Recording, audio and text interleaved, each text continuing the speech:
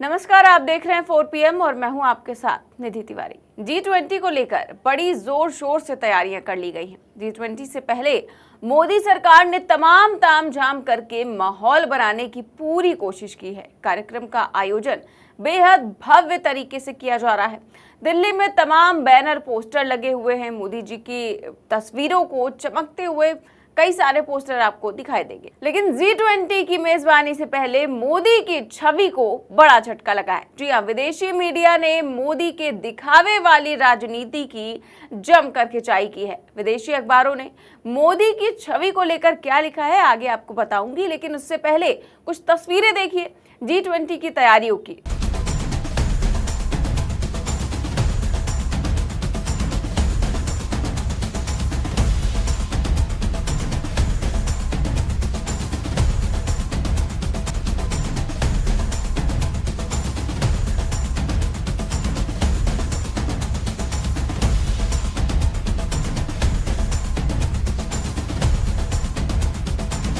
ये कोई विदेश नहीं है और ये जो बर्तन आप देख रहे हैं ये किसी राजघराने के डाइनिंग हॉल की तस्वीरें भी नहीं है, बल्कि G20 में आने वाले मेहमानों के लिए हैं। इन्हीं चमचमाते बर्तनों में वो सभी खाना खाएंगे।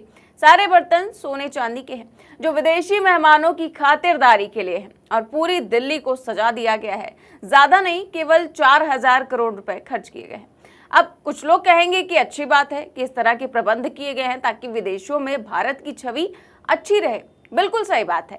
ये तो अच्छी बात है कि इंडिया के कल्चर को देखकर, खातिरदारी को देखकर विदेशी मेहमान उसकी तारीफ करें। लेकिन जब वो इस हकीकत को देखेंगे कि सोने चांदी के बर्तनों में खाना खिलाने वाले देश में 80 करोड़ लोग ऐसे हैं जो 5 किलो मुफ्त राशन के लिए लंबी लाइनों में लगते हैं, जिस देश में एक गरीब महंगाई के बारे में बोलते हुए भावुक हो जाता है, रोने लगता है, ये सब जानकर भी क्या वो लोग मोदी सरकार की तारीफ करेंगे? ये भी सोचने वाली बात है। खैर, G20 के आयोजन को भव्य बनाने के लिए ऐसे तमाम तामझाम सरकार ने किए हैं कि 3 दिन दिल्ली को ही बंद कर दिया गया है। G20 की मेजबानी के लिए जो होर्डिंग्स लगाई गई हैं उसमें मोदी की ऐसी तस्वीरें हैं जिसमें दिखाया गया है कि मोदी जी सबसे आगे हैं और बाकी देश उनके पीछे।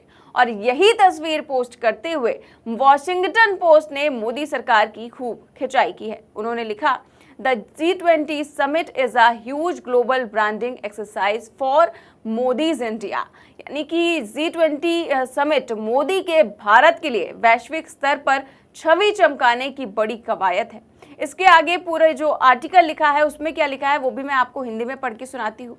इसमें लिखा है कि दुनिया की 19 बड़ी अर्थव्यवस्थाओं और यूरोपीय यूनियन के राजनयिकों की शांत बैठक नरेंद्र मोदी की मेजबानी में एक तड़क भड़क आयोजन होने जा रहा है। बैठक से पहले पीएम मोदी के चेहरे को सबसे आगे रखते हुए कई होर्डिंग्स लगाए गए हैं। मैसेज साफ है कि दुनिया के शीर्ष नेताओं की मेजबानी करके भारत एक विश्व शक्ति के रूप में उभरा है और मोदी ऐसे व्यक्ति हैं जो देश को वहां ले गए। जबकि सच्चाई यह है कि G20 में सदस्य देश बारी बारी से नेतृत्व करते हैं। इंडोनेशिया पिछले साल का मेजबान था। तो इस तरह की बातें जो है वो वॉशिंगटन पोस्ट में साफ तौर पर लिखी गई हैं कि जो मोदी जी हैं वो केवल अपनी छवि चमकाने के लिए इस तरह की होर्डिंग्स लगवा रहे हैं। फिलहाल द वॉशिंगटन पोस्ट अमेरिका का जाना माना अखबार है और पूरी दुनिया में काफी प्रचलित है और ये पहली बार नहीं है कि जब इस अखबार ने मोदी जी की आलोचना की हो। इससे पहले भी जब जून में मोदी जी बाइडेन के निमंत्रण पर अमेरिका गए थे तब भी इस अखबार में कई लेख ऐसे प्रकाशित हुए थे जो सीधे तौर पर मोदी सरकार को आईना दिखा रहे थे। यानी कि अपने 9 साल के कार्यकाल में पीएम मोदी ने बार बार विश्व गुरु बनने और दुनिया के बाकी नेताओं के सामने अपना कद ऊंचा दिखाने की बहुत कोशिश की। लेकिन ये भी एक सच है कि विदेशी मीडिया ने कई बार मोदी की आलोचना की है, लेकिन मोदी जी केवल अपनी छवि चमकाने में ही मस्त हैं। और G20 को लेकर ही प्रोजेक्ट सिंडिकेट में इंडियाज फेक ग्रोथ स्टोरी नाम से एक आर्टिकल भी छपा है जिसे प्रिंसटन यूनिवर्सिटी के प्रोफेसर अशोक मोदी ने लिखा है। इस लेख में दावा किया गया है कि G20 के दौरान भारत की जीडीपी के आंकड़ों को जिस तरह बढ़ा चढ़ा कर दिखाया गया वो ब्रांडिंग और खूबसूरती का दिखावा करने की कवायद ही है। इस साल की दूसरी तिमाही में देश की जीडीपी 7.8 बताई गई है और देश को तेजी से बढ़ती अर्थव्यवस्थाओं में शुमार किया गया है। लेकिन सच ये है कि विकास धीमी गति से हो रहा है, आर्थिक असमानता बढ़ रही है और बेरोजगारी पहले की तरह ही चिंताजनक बनी हुई है। G20 के लिए बनाए गए तड़क भड़क वाले पोस्टरों में विकास दर को जिस तरह पेश किया गया है उसमें बहुत सी विसंगतियां हैं। भारतीय अधिकारी उन तथ्यों को नजरअंदाज कर रहे हैं जिससे सरकार दुविधा में पड़े। G20 के पहले वे केवल अच्छा दिखाने में लगे हुए हैं, यानी कि जिस G20 के जरिए मोदी जी को विश्व गुरु बताने की कोशिश की जा रही है, उसी G20 की एक असलियत ये भी है। ये वीडियो देखिए जिसमें हरे पर्दे लगाकर दिल्ली की बस्तियों को छुपाने की कोशिश की गई है। जब मोदी जी के मंत्री कहते हैं कि पीएम मोदी ने विश्व गुरु बना दिया है, तो आखिर हरे पर्दे के पीछे कौन सी सच्चाई छुपाने की कोशिश की जा रही है? जब पीएम मोदी विदेश में कहते हैं कि हमने देश की तस्वीर ही बदल दी है, तो देश की राजधानी में हरे पर्दे लगाने की नौबत कहां से आ गई?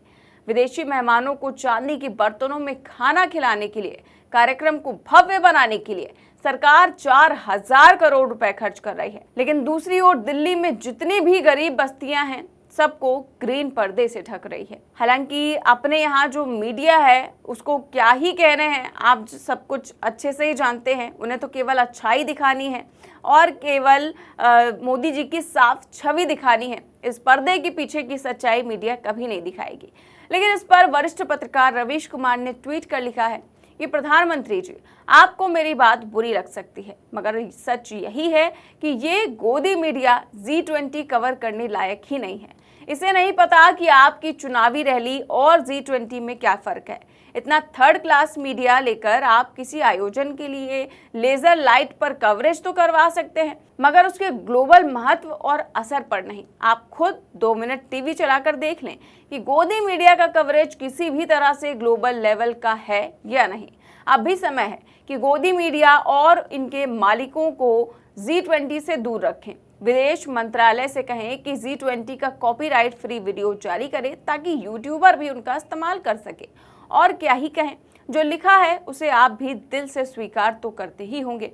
यानी कि रवीश कुमार जो कह रहे हैं कि जो गोदी मीडिया कवरेज कर रहा है वो बिल्कुल एक इवेंट की तरह है, एक लेजर लाइट शो के इवेंट की तरह है, ना कि G20 की तरह से कर रहा है। लगातार आप टीवी देख ही रहे होंगे, केवल और केवल बखान ही किया जा रहा है। फिलहाल आपकी इस खबर पर क्या राय है और जो वॉशिंगटन पोस्ट ने छापा है उस पर आप क्या सोचते हैं, हमें कमेंट बॉक्स में जरूर बताएं। देश और दुनिया की तमाम बड़ी खबरें जानने के लिए देखते रहिए 4PM न्यूज़ नेटवर्क। नमस्कार।